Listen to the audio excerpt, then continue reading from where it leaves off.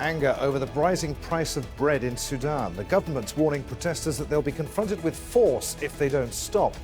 With Sudan suffering from other problems, how much of a threat is the public anger to President Omar alBashir? This is Inside Story.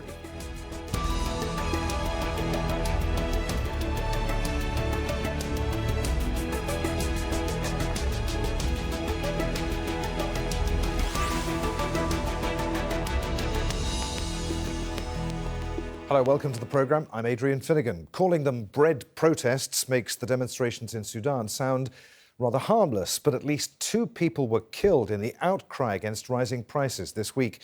The government's warned demonstrators that acts of destruction will be met with force. Security forces have already been firing tear gas at protesters and arresting opposition leaders and confiscating newspapers. That doesn't seem to have stopped the unrest, though. So, what might come next? We'll get to our guests in just a moment, but first, Al Jazeera's Osama bin Javed reports. There's anger in the Sudanese capital, Khartoum. People in small numbers have been protesting against a sudden increase in prices of basic commodities. It's not limited to southern cities and Khartoum only. Almost half of the cities of Sudan are protesting now, but the protest itself is not that big because it's being treated in a very hard and violent way. Bread is the most important staple for most Sudanese, and the prices have gone up after the government began a series of reforms to improve the economy. The government stopped importing wheat since last month, hoping that it would create competition between private companies and bring down prices. But bakeries say they've raised prices due to a shortage of flour. The government says flour is subsidized by 10%, and they are saying they will remove it next month. It was 160, and next month it will reach 550 pounds, and that's an increase of 300 to 400%. The price might be okay for me, but not for other people. Some families couldn't even afford it when it was £1. In line with recommendations by the International Monetary Fund, subsidies are being eliminated. Sudan recently devalued its currency, and now the dollar is worth 18 Sudanese pounds instead of 7. Last year, the US government eased financial sanctions against Sudan, which led many to believe that there is an economic boom on the way. Because the sanctions ended, we were pleased. We began to rearrange our lives, but we are surprised that life is getting worse. Some say there was too much expectation for change too soon. Because the sanctions were lifted just a few months ago, many people are very likely to argue that, well, now that sanctions have been lifted, maybe you're going to have a magic one for which it was lifted yesterday and today your conditions actually change, which is not necessarily the case. But of course, there is politics also. This government continues to be rather repressive. The Interior Minister has denied that the demonstrations are in response to the hike in prices. He told the state news agency that protesters who cause destruction will be dealt with force. In recent weeks, Sudanese security forces arrested 3 opposition leaders and blocked the sale of 6 newspapers. But the unrest hasn't ended. Osama bin Javed, Al Jazeera.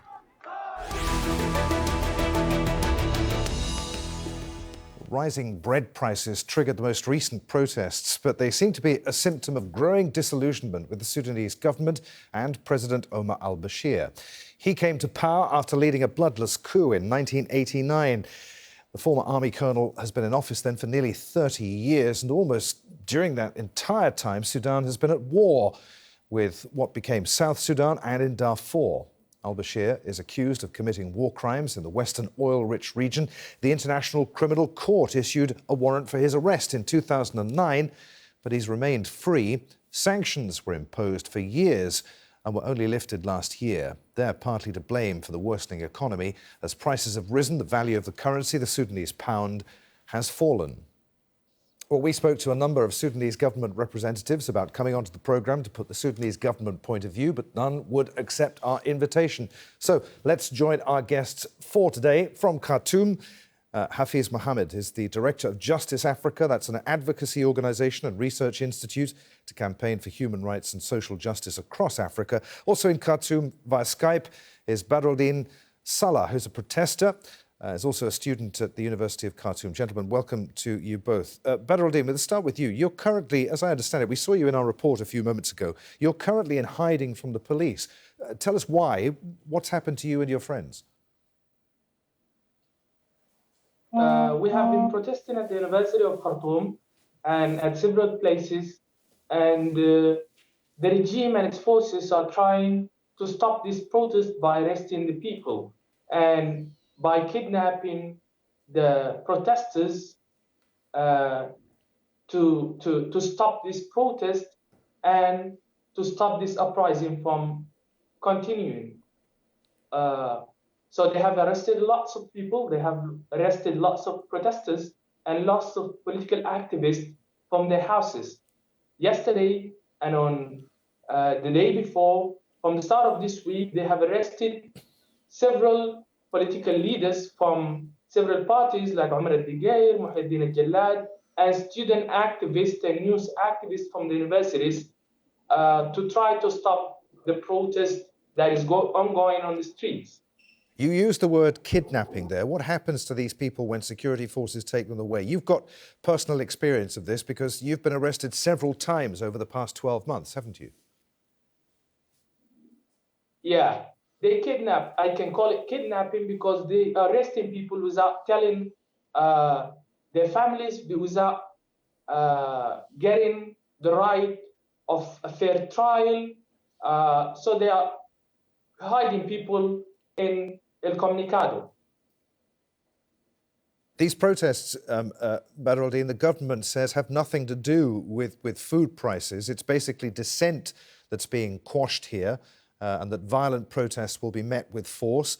Are they right? What is it that you're protesting about? Is it the rising price of the rising cost of living here, or are you protesting against the rule of Omar alBashir?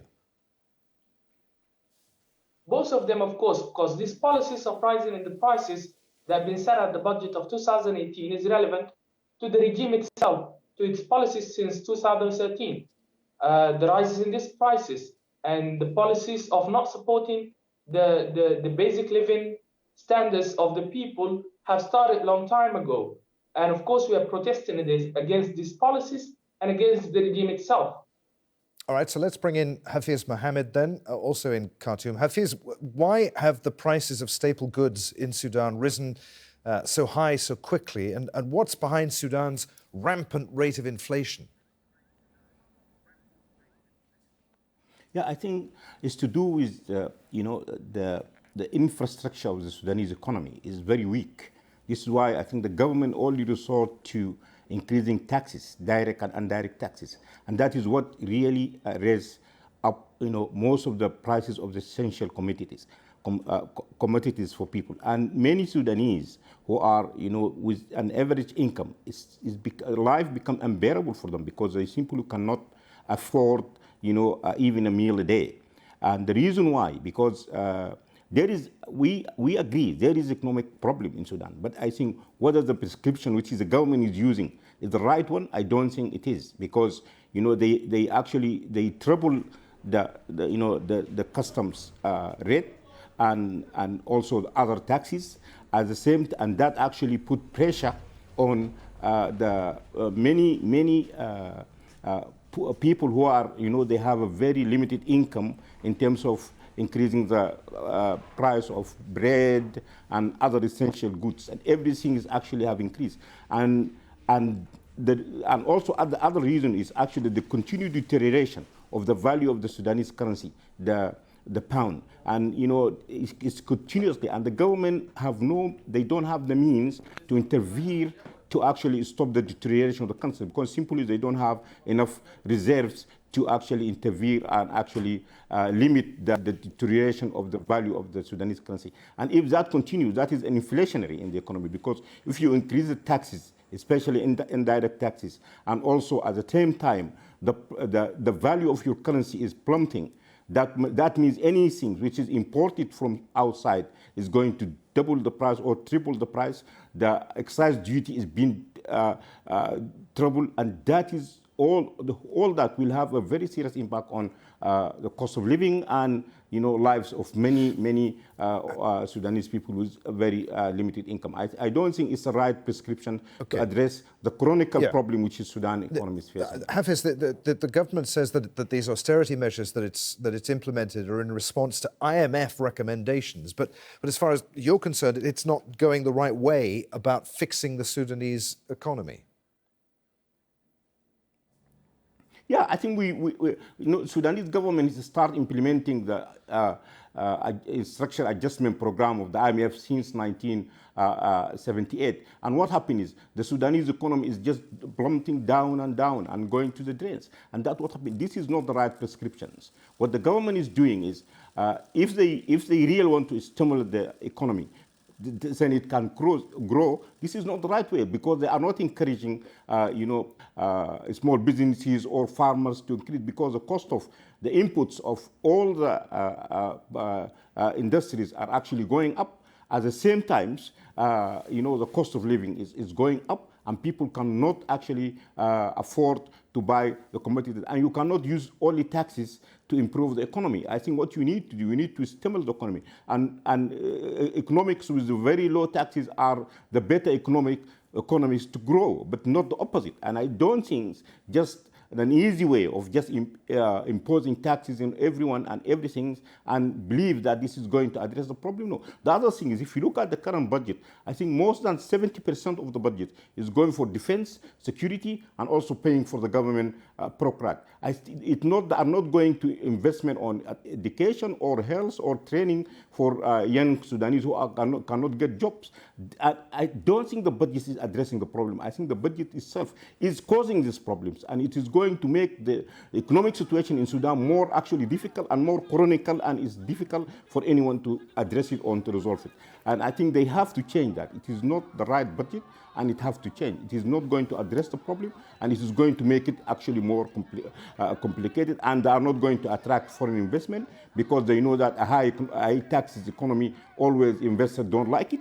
And we know that, if you want the economy to grow, you have to invest in people, invest in training, invest in education, invest in health and infrastructure, and that is not happening. The investment is going to, defense, security, and other. And I don't think that is going to address the chronic economic problem which the Sudan economy is facing now. All right, Badreldin Salah, we talked earlier about perhaps these protests having a little more to do with Omar alBashir rather than just protests over high prices.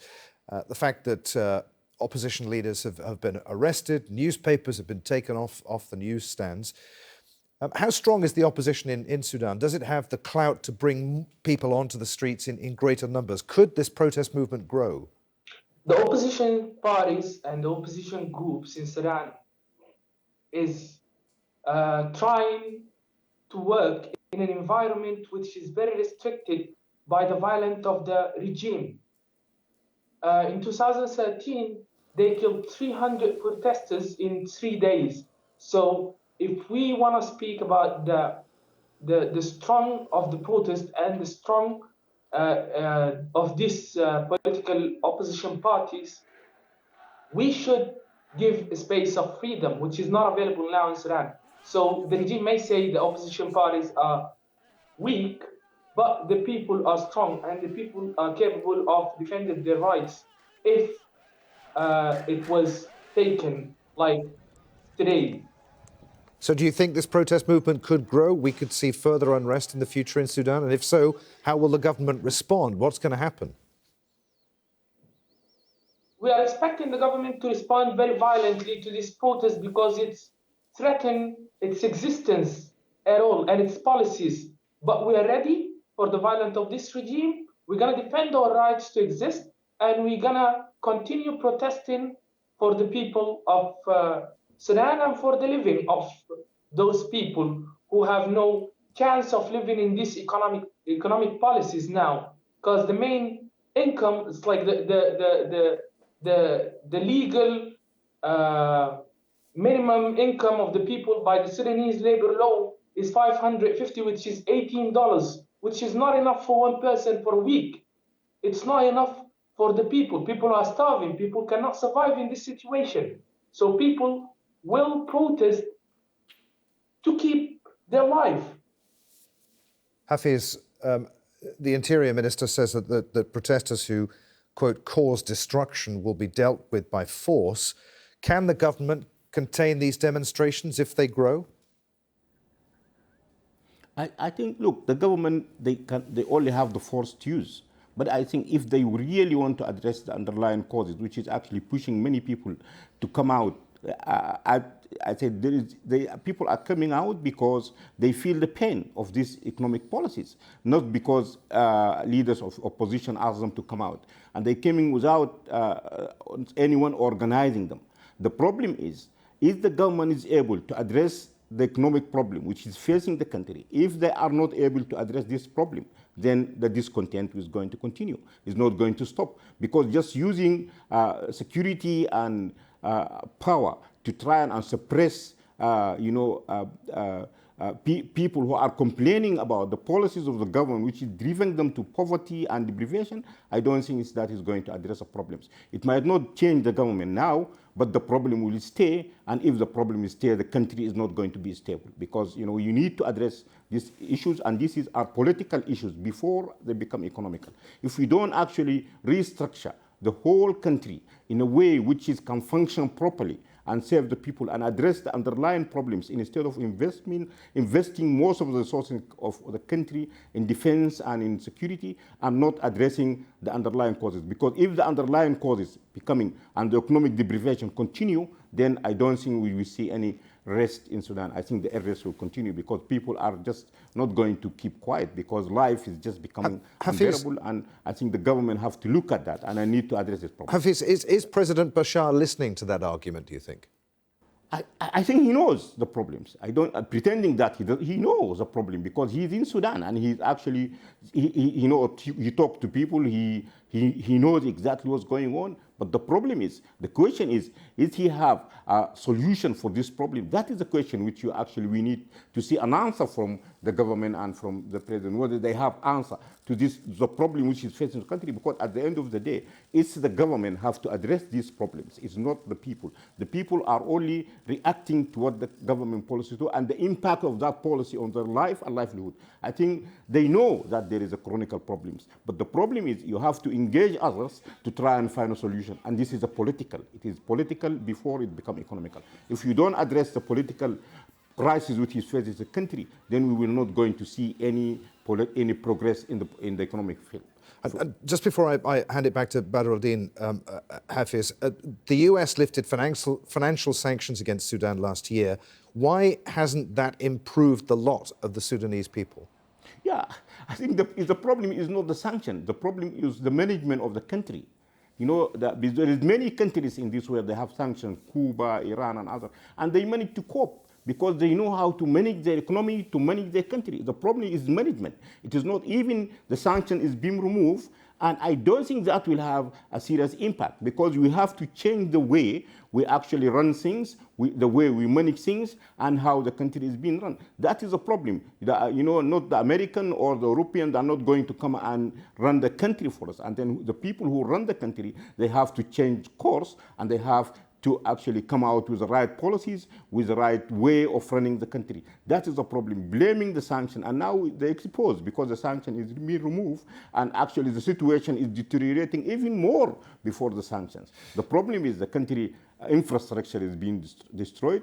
The management of the country need to be addressed and need to be reformed. More inclusiveness within the government need to happen, and happen quickly, for the Sudan to get out of this problem. But otherwise, we will going to be in this situation continuously, and day by day, the economic is going to deteriorate if the government is only resorting to this type of policies, increasing taxes and putting more burden on the many millions of disadvantaged Sudanese who cannot even afford a meal a day, and that cannot continue. Badreldin, what do you make of what you just heard there? I mean, let's face it, Omar alBashir has been in power for almost 30 years now. He's not going to go just because people are out on the streets protesting against the mess that the economy is in. If somehow the government got its act together and had improved the lives of ordinary working people in Sudan, do you think people would put up with Omar alBashir going forward? I don't think people will be okay with Omar al-Bashir, even if he tried to give some compromises of improving the lives. But let's agree, he can't give these compromises. He can't improve a situation that he destroyed through these 30 years of governing this country. So he will be trying to keep his power on the blood of the Sudanese people, and people will still fight back to gain their freedom and to gain the right to live. A government that kills people throughout this time of governing is not capable of providing any space for political argument or any space for a democratic change in Sudan. So the change in Sudan will come in a very violent way. But this is how the way it goes, because the government is not giving any space for freedom. It's not giving any space for any way of discussion or argument with it in its policies. It's like if we took these economic policies, the discussion and the argument and the complaints and the protests have started since the independence of South Sudan, when Sudan lost more than 75% of its income.